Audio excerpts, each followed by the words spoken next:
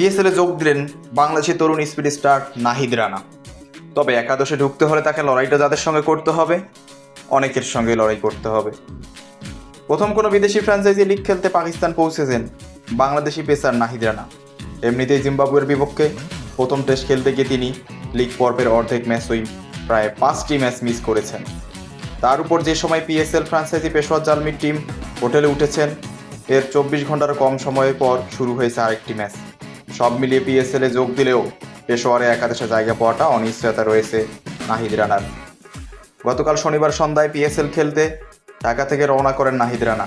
মধ্যরাতে তার টিম হোটেলে পৌঁছানোর খবর জানা গেছে।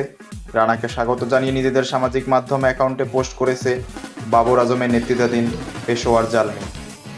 টাইগার পেসার হোটেলে পৌঁছানোর একটি ভিডিও তারা ক্যাপশন দিয়ে লিখেছে, নিজস্ব মহিমা নিয়েই পৌঁছালেন স্কোয়াডে যোগ দিলেন নাহিদ রানা।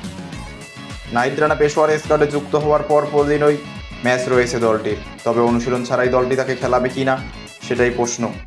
এছাড়া ফ্র্যাঞ্চাইজিটির একাদশে সুযোগ পেতে রানাকে লড়তে হতে পারে দুই বিদেশি পেসার আলজারি জোসেফ ও লুক উডের সঙ্গে। চলতি আসরে এখন পর্যন্ত প্রতিটি ম্যাচই খেলেছেন ক্যারিবীয় পেসার জোসেফ। 5 ম্যাচে 7 উইকেট নিলেও অবশ্য তার ইকোনমি 9.10, খুব একটা ভালো নয়। অন্যদিকে ইংল্যান্ডের গতিতারকা লুক উডকে নেওয়া হয়েছিল মূলত নাহিদ রানার বিকল্প হিসেবে, কিন্তু রানা দলে যুক্ত হওয়ার পরও তাকে রেখে দিয়েছে পেশোয়ার।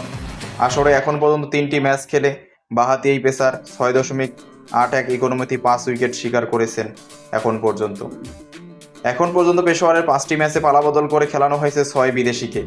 এর মধ্যে মিচেল, ওয়েন ও জোসেফ প্রায় নিয়মিত।